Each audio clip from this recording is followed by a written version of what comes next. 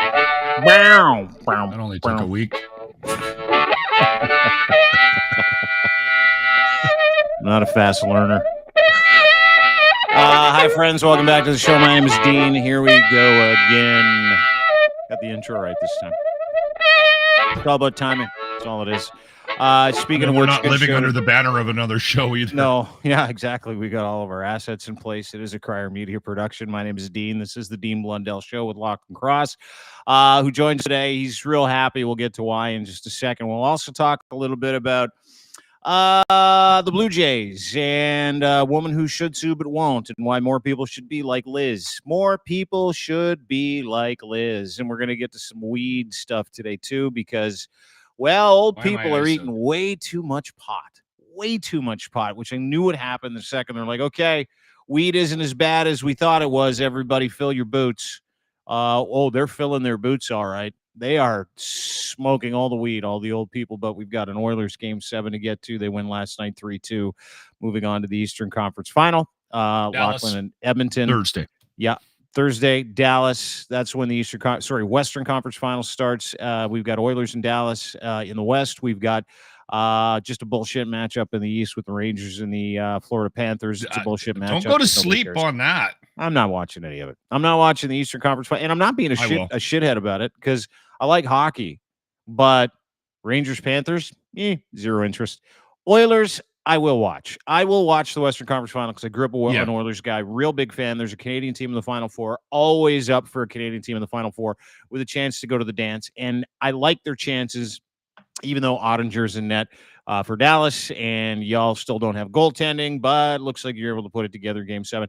And a big win last night. How are you feeling today, first of all? How do you feel? Do you feel like, is the pressure off? You feel like, at what point in the game last night were you like, okay, because it went right to the end, went to the final whistle, final tip. Yeah, I'm not that fan that gets stressed out and can't function in his day-to-day life based on the winning or losing of a sports franchise. I enjoy sports. I watch a lot of different sports. Yeah. I would even suggest I'm a sports fan. But I don't get that invested. Yeah. Was the game exciting? Absolutely. Was the blood pressure going? Absolutely. I think Oiler fans are excited this morning because of the win, but also because of how they won. Yeah. That was the closest thing. They played almost a perfect 45 minutes. The last 15 minutes of the game, Vancouver came on and gave it a go and scared us all to death and got two goals in the last 10 minutes. But man, they kept a really talented Vancouver Canucks squad on the outside of the ice. There's 2 shots in the first period, Dean. I know you didn't watch the whole game, but they just smothered that team. And I think that's probably going to be the thing that everybody talks about, is that this team has figured out how to play together and play defensively.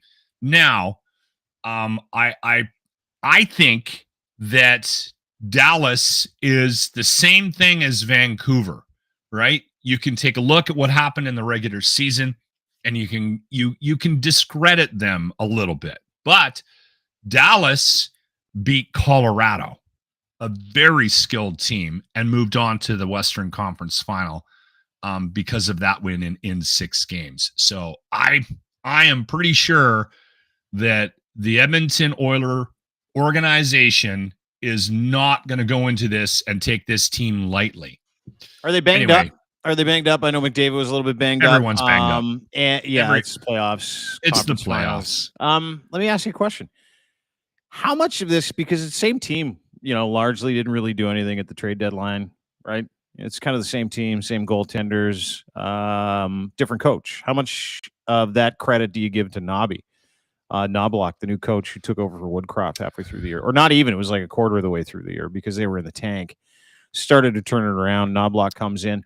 And he seems like, I was watching his post-game last night, he seems calm. Like he seems super relaxed, pretty confident. Never heard of the guy in my life. He basically outcoached the coach of the year in Game 7, the most important game of the year. Game 6 it looked like it was a walk, 6 and 7. but how much credit is his? Because it's the same team, right? It's same with Rick Tocchet, who deserves a ton of credit the way he handled his post game last night in Vancouver. But how much do you give? Because he deserves all the credit there. I mean, it's the same team on paper, by and large, right?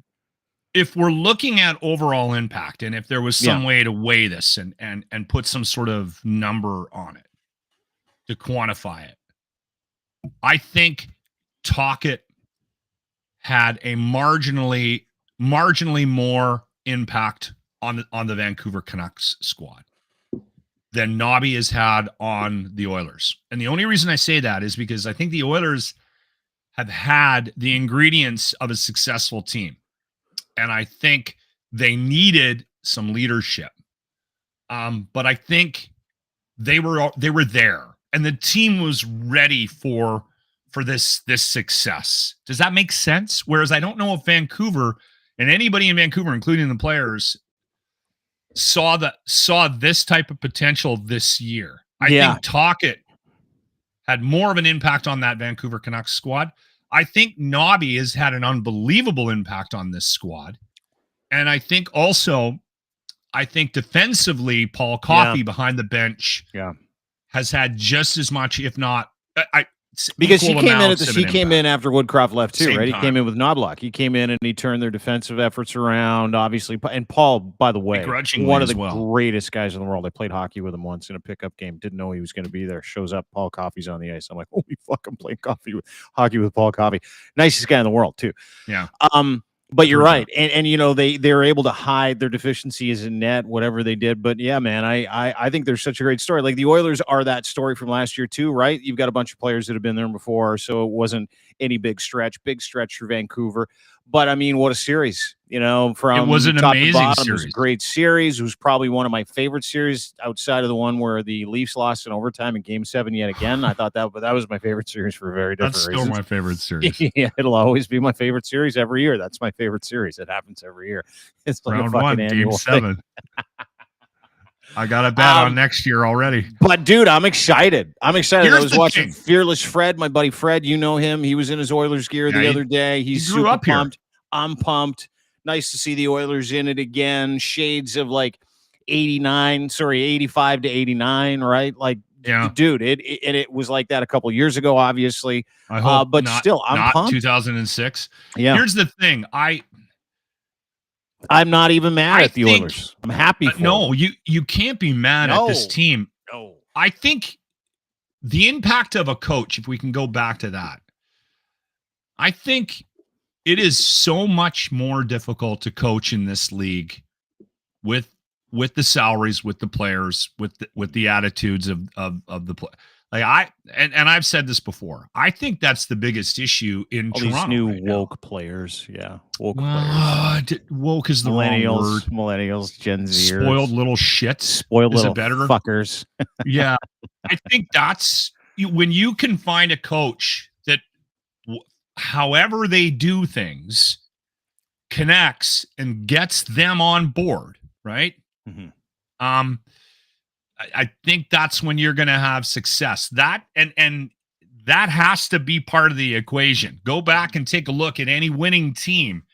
There's always a conversation about goaltending. There's always a major conversation revolving around coaching. So I think the coaching in Edmonton, in Vancouver, played a huge part to get them to where these teams are. Yeah, I think so too. But here's the thing.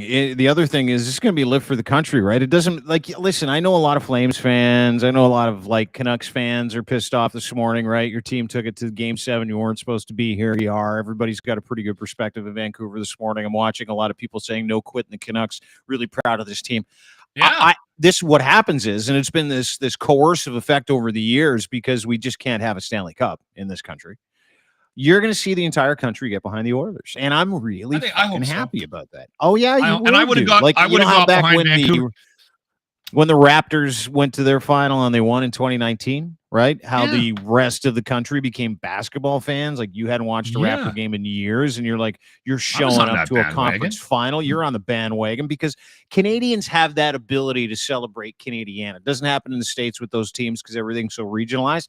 Here, it's such a vast expanse, and we have very little. It's the same reason why people go to Rough Rider games in Saskatchewan.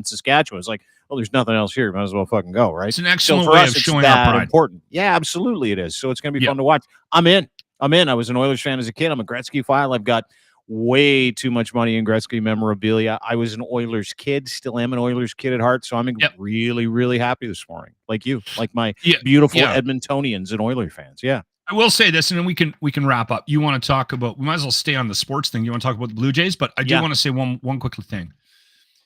So I thought last night how the fans in Vancouver, because Vancouver finished ahead of just barely, like by a nose hair in the standings, so they ended up having home ice advantage in Game 7.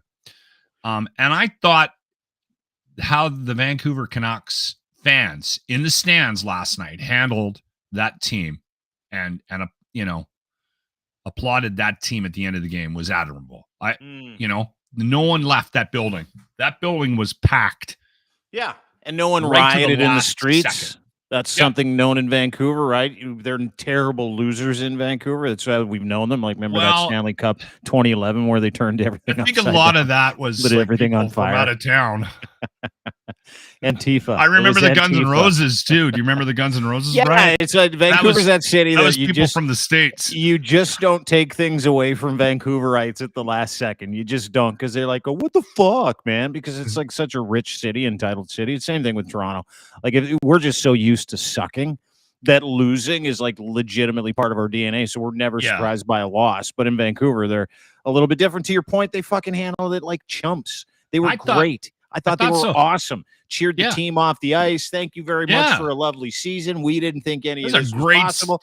Great season for them. Yeah, it was nice. It was that's the way a Canadian series wraps up, with the Canadian home fans going, thank you for a lovely show this year. It's been 7 great months. And good luck to the Edmonton Oilers. Hopefully you guys you do that in New York. Like if the Islanders beat the Rangers in Game 7, you're fighting your way out of that fucking stadium. And the fans are trying to fight to get fucking players. Knicks fans are fighting each other. Oh yeah, same thing in Montreal. If it's the Habs, right? They're going after players. They're going after coaches and shit like that. I will say this though, it's nice. Every sports franchise has its like over the top fans, and so I think you got a situation where you know what, you're gonna have some loser Canuck fans, you're gonna have some loser Oiler fans, you're gonna have some loser Leaf fans, but and it's like you can separate your fan by what the fan wants, right? You can separate fans in sports by how willing they are to put up with it just because they love the team, and that was typified this weekend at a Blue Jays game. I agree. I'm going to show you a picture. You're going to love this. It's a picture of a woman who took a fucking line drive, a Bo Bichette 111 mile an hour line drive. Those are tough seats she has. You got to pay attention. Yeah, you got head on a swivel, kids. If you're at a Jays game, the netting only works to where the netting stops. So this woman named Liz is at a game. I haven't seen this yet. She takes a line drive to the forehead just above her right eye. And not only did she not sue, she posted it for everybody to see because she loves the fucking team that much. Look at this. Look at her fucking head.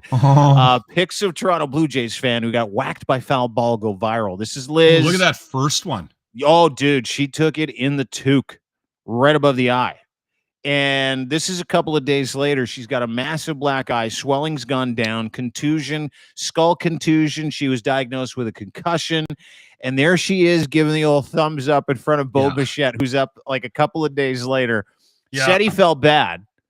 She got a whole bunch of free shit from the Blue Jays. But not only did she not sue, she was actually really happy that it happened. Look at this is their tweet. Hey, Blue Jays, I got my face mashed by a 110 mile an hour foul off Bo Bichette's bat. Good Lord. I didn't even get the ball. I even stayed to the end of the game. Any way you can hook a girl up. Not only did they give her baseballs, they were all signed by the team. Bo Bichette, couple bats, couple jerseys, because they're like, please don't sue us. And that is one of those old school fans. That's how you Yeah. and I grew up. We would have taken that fucking shot to the head. We would have gone to school the next day and said, you know who did this? Bo Bichette. Bo Bichette. Yeah. I was at the game. That's what this meant. We don't live in that time anymore. We live in a time where people are like, someone spilled a Coke on me. I'm going to sue Rogers Center. Oh, that game was no good, and I got strip searched, and someone touched the shaft. I'm going to go and sue somebody. That girl was like, strip search me, let me in, foul ball off the head, pimp the foul ball, accepted risk. I'm a fan. Here's the picture. Thank you, Blue Jays, for all the free shit. I'll be back. I want more fans like that and less of those fans that show up and go, oh, this is an invasion of my privacy. You can't look in my purse. Like, I want those guys. Yeah. And the good news is now she can actually have conversations with her cat.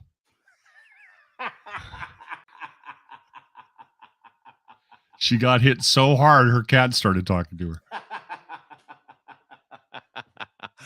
Look at that. And the Blue Jays suck, too. I can't even watch a game. I'm very confused by this team. I thought they were going to put it together this year. No, they can't. They can't get it going. No, they can't. And they're nowhere near as good as they thought they were. Yeah, Vlad's okay. He's not great. Bo Bichette's okay. He's not great. Alek Manoah, who gives a shit? George Springer's old. He's done. He's making $30 million a year. It's so hard to watch. So hard to watch this team be mediocre. Every year you hear the same thing. And every year it's the same thing. This is the year, next level, everybody. That's our hashtag. They still have time. Like, it's a long season. They got 1,000 games. We're only 325 into the season. So I heard they're going to be selling. I heard they might sell cannabis drinks there though next year. It's in the works at the Rogers. You know Center, what? Yeah. When I was down in Palm Springs, down in Joshua Tree, there's more. I listen. I thought I would see more of it in Canada when we legalized weed. I thought we would see more weed infused drinks, wines, and things like that. And I haven't seen it. It doesn't. It's not pervasive. You know, it's not like in your face. I wonder what that is, because Health Canada guidelines say you can only put so much cannabis or so much THC in one of those drinks, and it's largely ineffective. It's like 5 to 10 milligrams. You need like a good 20 to 30. Have you had a 10 milligram beer? I've had 20 of them. Okay, they twist you up, but I'm not a weed guy. No, have you had one? Have you had a 10 milligram beer? You have? Yes, I had 2 on this podcast. Remember? And how did you feel? I was stoned out of my tree. On 20 milligrams of cannabis? But you don't smoke a ton of cannabis, right? You don't don't use cannabis. So I thought it was very effective. And I'm like the guy that eats the 5 milligram gummy and goes to sleep for 16 hours. Are you serious? 5 milligrams gummy shoot for 16? Dude.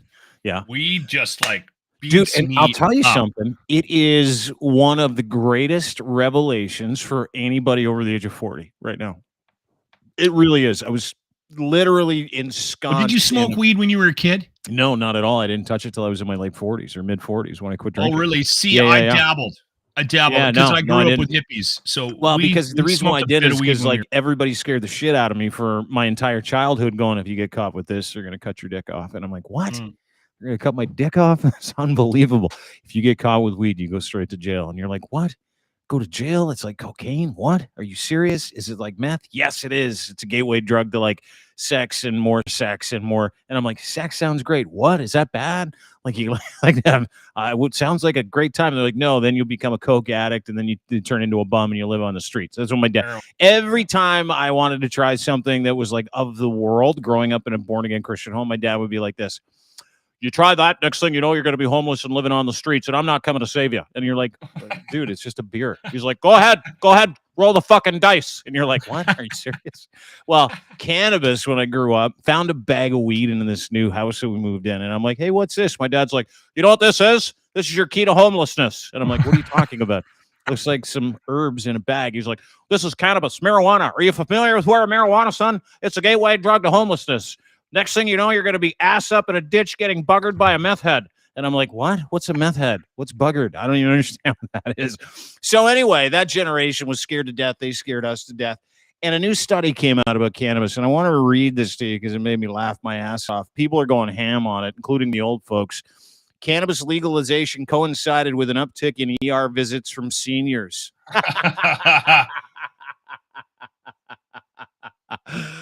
This is good stuff. I'm going to read this to you. A new study linked the legalization of cannabis with a rise in the number of Ontario seniors visiting emergency rooms. The number of people aged 65 and over checking into ERs in Ontario for what amounted to cannabis poisoning, which is not a thing, grew sharply over an 8-year period, particularly after cannabis was legalized, according to the report published in the peer-reviewed medical journal JAMA Internal Medicine Science booklet, or whatever the fuck they call it. Researchers suggested, this is good, you'll like this, that we underestimate the magnitude of cannabis poisoning, specifically with the old folks. Nathan Stahl, his doctor, said legalization of edibles occurred just before COVID-19, which may have deterred some people from visiting ERs. But the findings come after several recent studies outline a rise in the number of kids hospitalized for accidental overdoses. Those saw a notable spike after edibles of THC-infused gummies started to flood the market. It gets better. A 2022 report in the New York Journal of Medicine, for instance, found hospitalizations jumped more than 2.5 times the recreational use of cannabis. The study looked at Ontario, Alberta, British Columbia, and Quebec. Yeah. The fun part is the old folks are really going for it. These are not people getting high and giddy, Mr. Stahl said. These are people getting sick to the point where they're freaking out, think they're having strokes, serious infections, and metabolic abnormalities. This is good. The first window covered pre-legalization starting 2015 till the end of 2018 when cannabis sales were rolled out. The study reported pre-legalization rate of emergency room visits among older adults, 65 and over, was 5.8 per 100,000. So per 100,000 people, only 5.8 people would go to the ER going, fuck, I'm too high. That went up to 15.4 per 100,000 during the first phase of legalization, recently rose to 21.1 per 100,000 once edibles were introduced, which means that number's gone up like 200, 300, 400 times in some cases of old people going, let's eat all the fucking brownies. Let's have a bunch of gummies. Why don't we just roll it? And what they don't understand is that it doesn't work like booze. I know, dude, I know what happens. I know what happens. So it is a, it's an entry level thing, right? It's somebody that hasn't been doing it. And so they're like, all right, I'm going to try this. All right, grandpa, go to the store, get us some edibles. So they're going to do it on a Friday night, whatever. They have a glass of wine, they have some dinner, they put a movie on, and they pop, maybe a 10 milligram, right? Mm-hmm. And they wait 15, 20 minutes and they don't really feel anything. Maybe a little lightheaded or something, right? Mm-hmm. So then they go, oh, well, let's take 2. So then the next thing, they got 30 milligrams in them, and have you ever smoked so much that you greened out? You got no greened out is a better poisoning. Yeah, there's no such thing as alcohol, or there's no such thing as cannabis poisoning. It's called greening out. You just smoke too much and your fucking nervous system starts to collapse. And that's basically happened it's to me. A panic attack. That's exactly what happened. You have a panic attack. Some people passed out. That has happened to me. That's only happened once because there was so much keef in the joint that I rolled. It was just a nightmare. Thought the world was ending, and then I passed out for 30 seconds, woke up, and I'm like, and some people like that feeling. Like I'm not a fan. Like, like I said, I've been the drinker. Mm-hmm. And so over the years, I've had a puff here and there. I never really bought it. I mean, there was periods of my time where I had it around, maybe more than when I was younger. Yeah. Than I would ever consider it now. Well, I'll tell you a story, because I think part of it is you're right. I think you're right about the idea that during Prohibition, when everybody was telling us cannabis was going to lead to ditch meth head sex, and cocaine and losing everything. Remember that? Remember, it was like, you'll lose it all. I'm like, oh, it's just weed. It's just a little bit of weed. Everybody's been smoking it for like thousands of years, Dad. He's like, the Indians don't know what they're talking about. I'm like, I don't know. They were able to survive in the bush for like 40,000 years. I'm pretty sure they know what they're doing. It's not a peace pipe. It's a drug pipe. And I'm like, I don't know, dude. It's one of those things. So if you can get over, like, as an old person, which apparently a lot of old folks are doing over the age of 65, you can get over that stigma. What people are realizing today is that it is so much better for you than alcohol Yeah. that they can't get enough. So these old But you people, can't overdo it.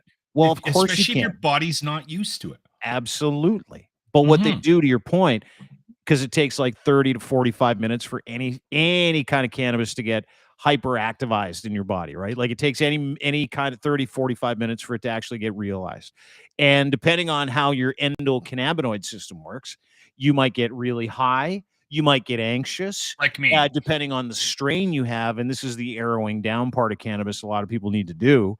Sativas generally can make you anxious because they're uplifting and they get you going, and they're sort of exciting and they're fun, but they also come with a little bit of anxiety sometimes, depending on how many terps and what they've got in them. And then indicas are for people that want to sleep. You can get different strains that make you also anxious, but also you can get strains that make you euphoric, tired, hungry, not hungry. There are millions of strains that do all kinds of things. We don't even understand how important this plant is. But let me walk And you through something. What's that? and one more thing, What's that? because this is true. I've witnessed this.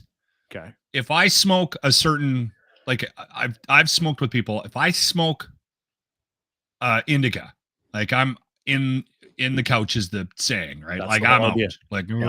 ugh. But if I've smoked with people where they want to run a marathon. It Yeah. impacts everybody differently too. Very different. Yeah. That's the other issue with this I think these studies. It's going to be difficult because how Dean responds to it and how Lochlin responds to different things is completely polar opposite in some situations, right? So you've got that on top of it. Everybody's Mhm. body's different. Some people Yeah, can't take your Tylenol or physiology it'll is kill different. them.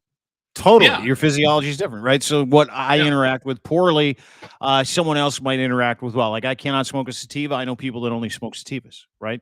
So I I generally get like this the question all the sativas. time because generally speaking, yeah, you would because you like excitement, right? And if you're in a good mood, Yeah, what happens is cannabis will then accentuate that mood. If amp you're it. in a bad mood or you're anxious, cannabis might accentuate that bad mood or that anxiety. So it's dependent on your mood, it depends on your physiology, it depends on how you feel. Old people don't give a fuck about any of that though. So let me walk you through this. Cannabis might be one of the greatest therapies for sleep, right? Old folks over the age of 50, 65, they have problems with sleeping, and sleep now is at this point. And I read a study the other day where Health Canada and health professionals in the United States are now classifying people that are at extreme lack of sleep as a carcinogen. It's just as unhealthy Mhm. as any other toxin you put in your body. So they literally are linking like perpetual tiredness to different cancers, and people are dying Mm, early mm. because they're taking in different foods that are bad for them because they're tired and they want quick food that's full of shit you shouldn't eat. Your body doesn't have a chance to fight back or fight off certain infections, so that obviously does it. You're not getting the nutrients you want. But sleep is literally the number one thing to improve if you have mental health issues, if you have health issues, physical health issues. And so there's this connection to it. And Yeah. when I went through my therapy after I quit drinking, I went to a psychiatrist and he kind of explained this shit to me. And I'm like, well, what do you mean sleep's that important? He goes, dude, like it's the one thing everybody can do for their mental health. And so that started me down this long journey of trying to figure out if I can't drink, can I smoke cannabis? And I'm going to use cannabis for a purpose. And so I would sleep, and I'll take you through this routine. I would sleep probably 2 to 3 hours at a time, and I would get up Really? three, 4 times a night. Yeah. Back when I drank, back when I wasn't on cannabis, back when I didn't have a routine, back when I wasn't being good to myself. And so after a year of being 100% sober, so no drinking, no nothing, just water, just exercise, I went back to my doctor. And then he sent me to a guy who really specializes in cannabis therapy. And he said, okay, here's what we're going to do. We're going to go through your physiology. We're going to prescribe So you. hold on. What's that? You're a year into clean. 100% clean. You're still not sleeping? Still not sleeping. No. Okay. Yeah. Yeah. No sleep. Huh? Anxiety, stress, all the things, because you're dealing when you quit drinking, right? You're dealing with like reorienting yourself, trying to figure out coping mechanisms, deal with your life. All those things that came with the physical aspects came with the actual emotional aspects and mental aspects of wellness too. Okay.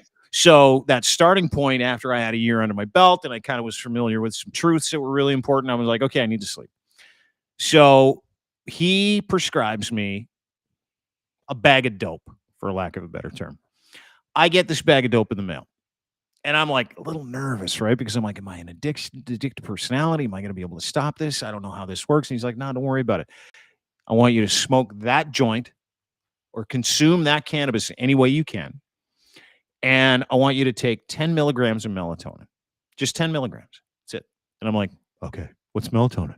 It's like this natural hormone your body produces when things are dark. It helps you sleep and it makes you feel rested. It's very important because you're not producing it right now. Because you're in the anterior lobe of your pituitary gland. This is something people don't realize. Loses its effectiveness because your booze has been swimming in, like your pituitary gland and your brain's been swimming in booze for like years, right? So what I did was, and I thought it was really important, is I consulted somebody. I got a plan. First night I took, I smoked the entire joint. Then I took my melatonin, and then I went and laid down in bed. This is night one of not sleeping for years. Got to be 7, 8 years. Gave it a pull, nature's sleeping pill. Yeah, didn't work for a few years. I slept that night for 9 hours. Didn't wake up once. 9 hours. And I woke up and I literally was in fucking tears. Like, oh my God, that worked. Wasn't a sleeping pill, wasn't a narcotic, wasn't a chemical. It was a plant from the ground and a natural hormone that your body actually can process and you can start to sleep. I have heard that you can overdo the melatonin, though. You can. So I take like 3 weeks off at a time. I'll do it for a month. Okay. I'll take a week off here, reset my body because it does cause some kind of depressive issues sometimes. I haven't experienced it because, again, an ounce of prevention is worth way more than you're in the heat of the moment of some extreme anxiety, right? So those are things like when we talk about wellness, those are things that cannabis has given us and given people in that old folks community that are like, oh my God, I can finally sleep, like my parents. My folks are like straight edge, right? They really are. Yeah. Dad doesn't drink, hasn't for like 45 years. Cannabis is the devil. Like, keep in mind, this is the same guy that would like show me a bag of weed and go, next thing you know, you're going to be sucking off a guy at the Greyhound station for $50. You want that for your life, huh? Want it? And I'm like, no, I really don't want it. I don't want any of that. I'd only do it for 20, Dad. 50. I don't do it for any less than 75, cheapo. How much are you charging for blowjobs, Dad? 50. I'll put a finger in your bum. for less than 50, like 35 and a Coke. So a lot of people don't understand how important it is, and it is important. It is important. None of those people are drinking anymore. There's so many people in that old folks community who just went to Swan Lake or some there's kind a lot of Viva there's a lot of thing. old folks still pounding the booze. They're still pounding the booze, like the magnums of wine. I see some people in the liquor store for my walks all the time when I go get a bottle of wine for somebody else. Like, I will say this, it's I think you did your research on this because you were trying to accomplish something, right? And good for you. And you're also that guy. You're that guy that goes, all right, you're kind of you don't mind doing a little bit of work on the research side of things to figure out what's good or bad for you, right? Not everybody's like that. Not everybody's going to take the time that you took to sort this out, to learn That's a little why bit I'm about telling him what my routine is. I'm telling everybody to hack their lives with cannabis. It is absolutely, and listen, I don't ever tell people what to do, never tell people who to vote for you. Everybody's on their own journey. Drink if you want to, smoke if you don't. I could care less. But if you are one of those people that has a hard time sleeping, get a cannabis prescription. Fuck, you don't even need one anymore. Go get a really nice indica. Talk to a bartender. And say, hey, here, I want to sleep. I want euphoric. I want calm. Give me an indica. Give me in a distillate and a live resin. Give me flower. If you're unfamiliar with how to roll a joint, get a bong. Doesn't matter. You can get a vape cartridge, little 510 thread. You can get the disposables. You can have. I am telling you, you can get sprays for under your tongue. You can get edibles. There's so many ways to help. Edibles are, I think, probably the better way to go. Yeah, probably. I'm not an expert. Immediate effect. That's the thing. That's the only problem. Is that edibles they're sneaky. Like you can have, like you pointed out, one that's 5 milligrams, not feeling anything for half an hour. You dummy 2 more. The compounding effect is like 20 times as bad. It's as opposed to 20 times as good. But as if you can wait it out, take the one, try it, see how that works, and then if you're a 10 milligram person, try the 10 milligram the next night, right? Now here's another hack I got for you. Because I don't think a lot of people like smoke. I'm the guy. I don't like smoke in my lungs. You just love the Eddies. And do they help you sleep? Have you noticed a difference in your sleep? I don't take them very often. But when you I've had them occasionally. If my head's going 100 miles an hour, listen, I don't have problems with sleep. So I've never been the guy that's like searching. Just you? Sorry? Anybody in your house enjoying a nice sleep after some cannabis as well? Yep. The wife will try the odd edible every once in a while, and it does work for her, for sure. For me, I find I get a really good 3 hours or 4 hours of sleep, and then I might be restless after that. And then so I'm not. But do you mix it with not beer? There yet. Well, do you mix it with beer? It's after a few beers too, isn't it? Yeah. Well, you can't do that. Do one night. Just do cannabis beers. Have like 4 of them, dude. You will sleep till Thursday, and you'll wake up like this. Do you mix it with beers? I feel good. No, I mix it with beers and some beef. That's what I mix it with. Mix it with beers. I feel bad for people, and I've said this for years, man. That if you have trouble with sleep, it is so bad for you. Not sleeping is so bad for you. Not sleeping kills more people than anything else in the world because it just attaches itself to all the different things you have. Did I tell you the story? Your immune system. Yeah. No, hang on just a second. Probably. I don't know. You probably told me the story. I'm going to tell you the story. Finish. You finish. But if you talk to any doctor, go to your GP. If you have a problem sleeping and you're suffering, like really, really suffering, go to your GP and say, listen, I was listening to a podcast where this guy was talking about cannabis therapy for sleep. This idiot, this big white loser, horn-rimmed glasses, who's been sober for 7 years, who sleeps 8-9 hours a night, every night religiously, doesn't matter, don't move, don't even get up to pee. I'm 51. 51. Don't even get up to pee. I don't. I can crush like 6 waters. I get up 9 o'clock, 8 o'clock, 7 o'clock, depends on when I go to bed. It's always 8 hours. I feel happy. I feel fresh. I have all kinds of maladies that have gone away. All kinds of sleep issues are done. All kinds of physical issues that have corrected themselves from liver to pancreas to kidney because I slept and I quit drinking.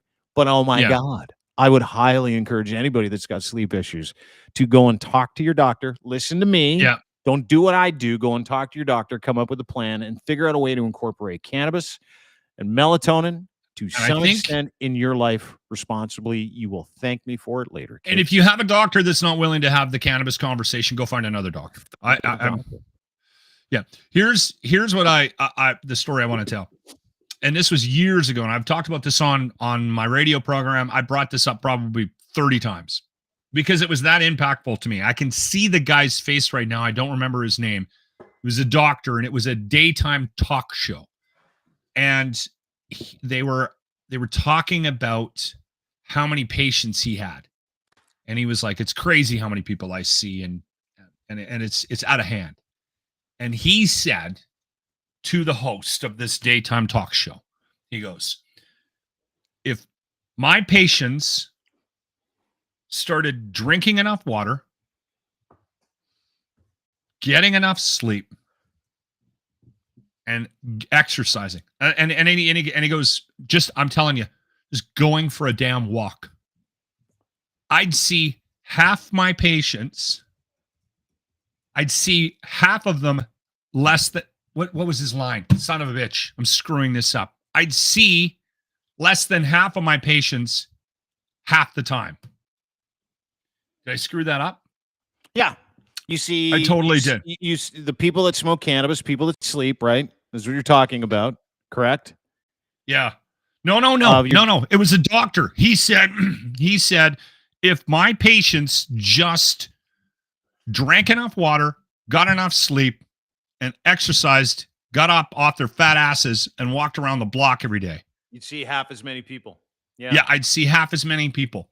And the host of the show goes, "Come on." And he repeats, he doubles down, and he says it over again. He was adamant. And it stuck with me because of how adamant he was. He was like, people don't take their own health into their own hands. It's been a bit of a theme on the show the last little while. And he was saying, like, literally, and it was funny because it wasn't anything magical. It was like, drink enough fucking water, get a little bit of exercise, and figure out your sleep problems. For you're not going to be in the doctor every day. for all the things that I laugh at Rogan about, he's right about a couple things. And one of the things he's right about is that if you exercise regularly, if you drink a lot of water, Yeah. if you don't drink to excess, right? If you don't do Yeah. those things, if you take your vitamins, if you sleep, if you just get some fucking sleep, you're going to be healthier than you've ever been. Right? Like literally, thing is, I've too, lost the 120 exercise. pounds, dude. I've lost 120 pounds in the last like 6 years from just not drinking. I incorporated exercise into my life a couple years ago. I started to sleep like a champ about 6 years ago, 5 years ago. Yeah. And my outlook is different. The pacing that I have in my life is different. My health is great, like fucking unbelievably good for someone who was like, I don't need to go to the doctor for 10 years. You go to the doctor, you're like, yeah, you're actually in really I good go health. every year. I go every 112 year. over 69. I've got my blood pressure's perfect. I have got no issues. I've got none, zero, no physical issues. Dude, 7 years ago, I'll walk you through this.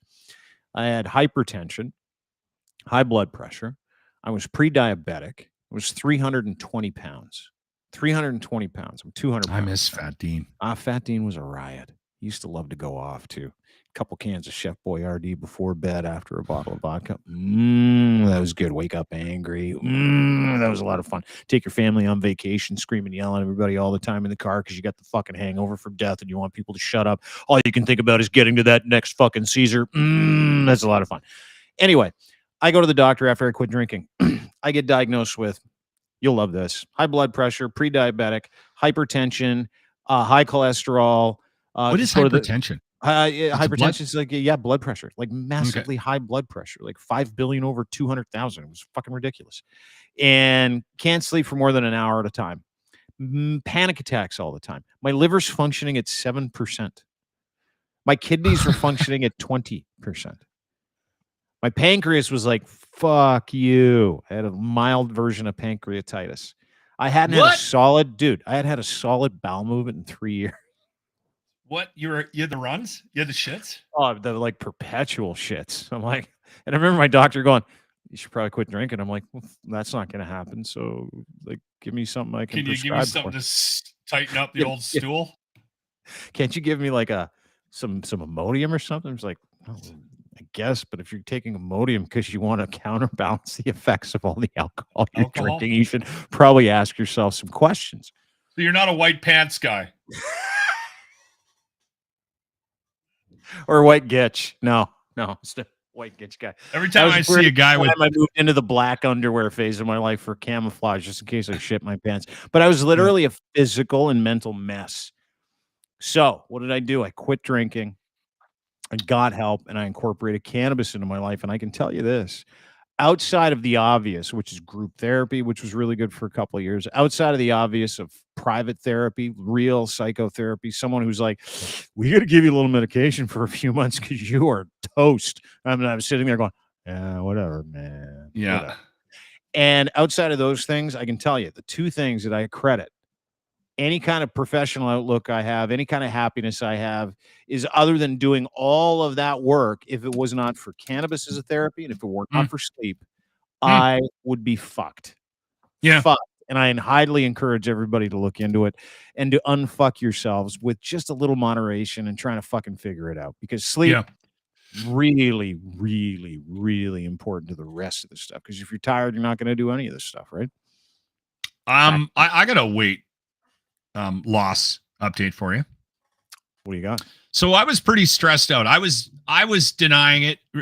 I remember talking to you when a certain individual took over the last company that I was working at, and I remember my line was, I'm gonna take advantage of the chaos that this individual is going to create, because with chaos comes change, and sometimes change can be good. And listen, I was trying to be positive about it, but I was bearing a lot of stress. And then not only that, I was pretty certain that I was going to get a bullet in me. And just, and let me just kind of clarify that for the YouTube 1, 2, 3 strike audience. He's not going to get murdered. Bullet means he was going to lose his job, fired. That's yes. That's horrible terminology. Thank you for correcting that. And so a lot of people might think that I brought it on myself, and I understand that philosophy, but I was smart enough to know, and even you were sort of saying, like, listen, Locke, the end might be. And so we talked about my role with Crier Media countless times. Like, what's that going to look like if you're out of work? Blah blah blah. Can we do podcasts every day? So we were having those conversations before I got let go. And I was stressed out. I was drinking a lot more than I am right now. I was 240 pounds. Well, I'm 6'4", so I can carry 240 okay. And I didn't realize how much stress I was dealing with and walking around with until after I got fired. A couple of days after I got fired, I was like, I can kind of breathe, right? Mm-hmm. But in the beginning of February, I went to Mexico and I got really sick. Remember? Mm-hmm. I got like street taco sick. And I lost, and I don't want to talk about it, but there was one day in particular where I saw something and I was like, okay, I don't remember eating that.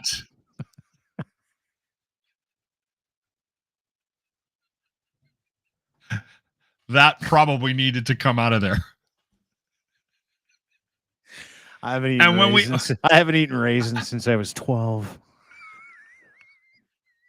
No, it was something different, but anyway, Well, we don't need to get into it. So there was a couple of days where it was just like, what is going on? Was it like a wristwatch? If you really want to lose some weight, tinfoil, I got crayons? a destination for you. What was Drop me a line. I want to know what it was. No, you don't. I'm telling you right now. No, I kind of do. Dude, like we're at that. Remember, I told you that I was going to send you a picture during that time, and that you would have hated me. You probably would never talk to me again. One of the things that is it's like a rite of passage for anybody over the age of 45. It's, what did you find in your poop? Right? Okay. Well, like, you're getting older by how long you stare at your bowel movements. Okay. We'll start with the color. It was grayish blue.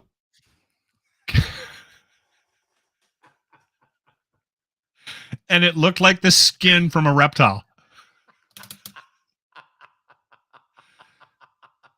I finally got on some antibiotics after a week of just. I guess so. Like, that was like on the Friday. And then by Sunday, I was like, I need to deal with this. It's still just like fire hose. Anyway, I go to the doctor. I get some antibiotics. On that Monday, that Sunday, I took the antibiotics, immediately started feeling better.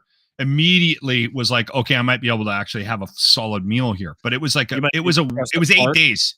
Oh, it was 8 days. And the worst 9 part days. of that, the worst part of months is anything, Saturday. or when you get any kind of stomach bug. It's like if you enjoy a good fart, it's like you can't trust a fart for like 8 days. Every time you get that beautiful feeling, you get the anxiety that comes with it, where you're like, do I squeeze this out? Do I check the waters? Do I test it? Do I tap my ass cheeks to make sure things aren't wet? Like, what am I doing here? It's always the so word. I go to the scale on the Monday. Yeah. And the reason why I weighed myself when I went down to Mexico is I was like, I'm going to try not to eat. No, I weighed myself because I don't weigh myself very often. I weighed myself in the bathroom, in the spare bedroom. We don't even keep the scale in the main room, the main bedroom. I weighed myself because I'm like, I'm going to an all-inclusive. I know myself. I'm going to try to get my money's worth while I was down there. And I'm like, I was doing a lot of self-talk as we were heading down. Don't be an idiot. Don't eat and drink like you have 7 assholes. Were you telling yourself that? You're doing positive affirmations to not drink like you're going to the electric Dean, chair? I didn't want... when I broke my tailbone when I was 40, I puffed up to 265 and I was not happy. Yeah, but you're not going to gain like 40 pounds in a week. You can go and enjoy yourself on your all-inclusive, dude. You don't have to worry about it. You're like a yoga fucking best trainer. Thing in the world, though, that happened to me was I got that sickness. So I weigh myself on that Monday after taking a day of antibiotics and slowed down the fire hose out of my ass. I weighed 230 pounds. Impressive. Now, I got fired, immediately started to feel better. My drinking has gone down. A bit, not significant, but I'm not as much as we talk about it. I'm not a real heavy drinker, but it has gone down a bit. Good. So anyway, and now it's been a couple of months. At the beginning of May, I went down to, Canucks California, Joshua Tree. Yep. By the way, there's locker room shirts up now. My t-shirt guy thought it would be funny to put, because I saw an alien when I was down there. So we put a probed shirt up there. You can go check it out if you want. Yeah, you so have the anyway, shirt, you didn't see an alien. You saw a light in the sky that might have been an alien. That's just want to clarify that. I saw an alien craft. Anyway, I got back from Joshua Tree. Yeah. And I was like, I was eating really well down there, eating really clean. It's a vegan thing because it's a Yoga Alliance retreat. Got my 200 hours, certified to be a yoga teacher. I've already got a job. I start in June. I'll give you guys some details on that. I stepped on the scale the other day. I was under 220 pounds. For the first time since when? Probably forever. Your wife's probably all over you. Deb probably can't leave you alone. You look like a greyhound, all cock and ribs. You know that. Probably since I was 30. There you go. There you go. I bet you I was 29 the last time I weighed less than 220. See, there you go. All you needed was a stomach bug and a yoga retreat to lose 20 pounds. Congratulations. And a world of stress. Do it naturally. Get some sleep. Incorporate more weed into your diet. That is Lochlin Cross. Congratulations to the Oilers. You got another series. We do not. I am all in on the Oilers. Let's watch that game together on Thursday, please. And Wednesday, the Eastern Conference starts. Thursday, that Western Conference final starts. All right. I'm excited. Let's all watch. Let's all support a Canadian team, friends. Doesn't matter if you were a Rangers guy, if you're there's no Florida Panthers fans in Canada anyway. No one gives a shit. Definitely no Dallas Stars fans here. Yeah, they're idiots. They were kids. They're idiots or kids that like the jerseys. They're like, ooh, what is? Look, it's a cat. It's like, there isn't an adult Florida Panthers fan within like 1,000 miles of this city. Guaranteed. Wonder if we're going to have a real Canadian get behind the Oilers thing. Do you think we will? Dude, yeah, we're going to usher it. Absolutely, we will. We're going to see the whole country rally behind the Edmonton Oilers. I'd like to see it. Doesn't happen. I'd like to see it too. I'm an Oilers fan. All right. Anyway, by the way, wish me luck. I'm off to for what? Film a video with Stacy from Arden Roof Systems at the Stollery. Yeah, they're gonna take us on a tour, and that's happening this afternoon. And then I'm gone for a couple of days. I got to go out of town. I can't really talk about why, but I might be back on Friday, Dean. I might be able to do a pod on Friday. Okay. All right. Cool? I'm excited. Yeah, absolutely. Friday, Lochlin's back, but don't forget, if you're going to go do the Stollery Children's Hospital taping with Stacy Dissetel from Ardent Roof Systems, incumbent upon us to mention the golf tournament on July 5th and how people can still get involved a little bit, right? Because it's a big deal. It's for the kids. Absolutely. And kids. July 5th is the tour. And why you're coming to Edmonton when? July 4th, 4th of July. Okay, you are. Okay, so we need to talk about when we're going to auction off the chance to golf with you and I on that on our foursome. We're going to try to raise some money for the Stollery. Anyway, yeah, we'll do it on this somehow. We'll figure it out. Can you think about that? No. Because I don't know how to do that. No, you think about that. I don't want all the extra work. Okay. You think about it and do it. I'll do it with you. Okay, buddy. I'm happy to do the auction, but I don't think people are going to pay to golf with us.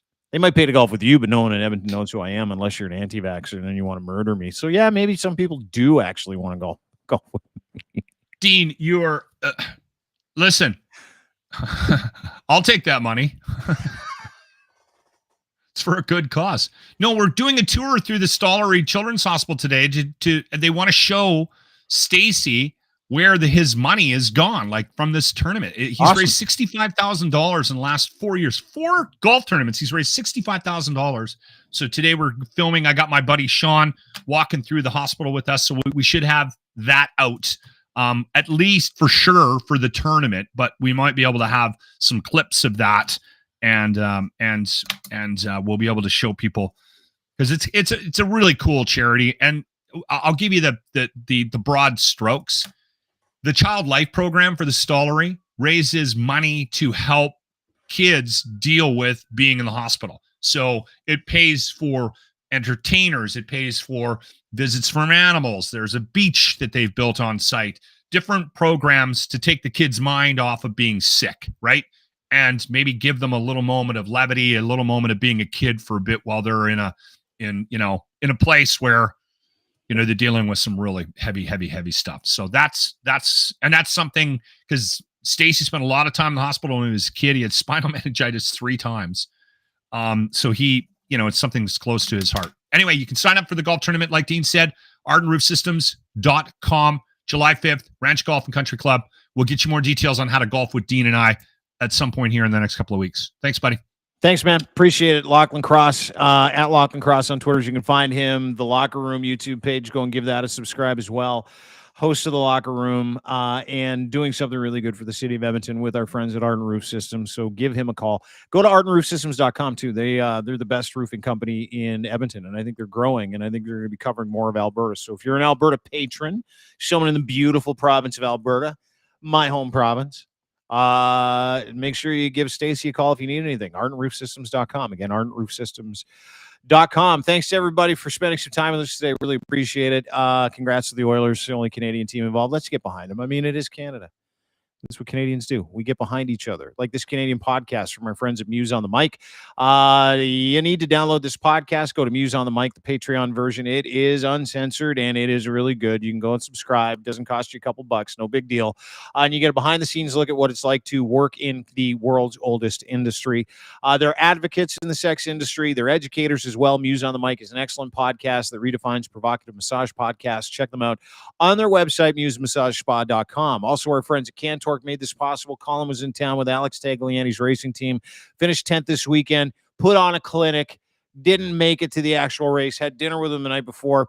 Colin might be one of the greatest Canadians no one's really heard of yet. This guy is an advocate for Canada, business in Canada, brought all of his manufacturing at Cantor back to Canada from overseas a number of years ago because he believes in the people that work here, because they make rugged torque wrenches, hardworking torque wrenches, and they're the leading industrial tool experts in the world, giving you the very best in sales, service, rentals, calibration, maintenance, and custom fabrication of industrial torque tools.